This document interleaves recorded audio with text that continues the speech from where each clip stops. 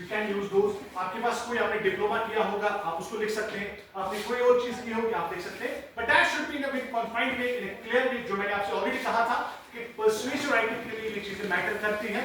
There should be clarity, there should be the logic, there should be emotion. These three things you have to follow for each and every section अगर आप जिंदगी में इस resume को follow करना चाहते हैं. उसके बाद से this is the last segment which we will be dealing. हमारे पास लास्ट पार्ट है ईमेल राइटिंग.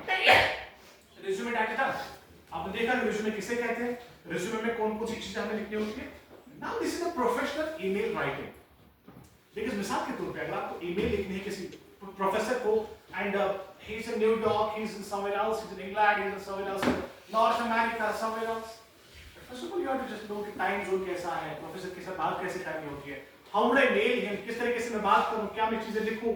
तो प्रोफेशनल ईमेल राइटिंग के लिए हमारे पास एक स्ट्रक्चर होता है सब्जेक्ट लाइन. आपने हर किसी ने देखा होगा जब भी हम ईमेल लिखते हैं तो टॉप पे हमारे पास क्या आता है subject. This subject line should be clear and this should be quite informative. मिसाल के तौर पे आपने बता दो आपको example application for software engineer position. आप जो सब्जेक्ट लाइन लिखने की कोशिश करते हैं वो बहुत कन्फाइंड होनी चाहिए. ऐसा नहीं कि myself this applying for the software engineering design Bangalore University. No, seriously not. If you are doing that, your email might get unnoticed.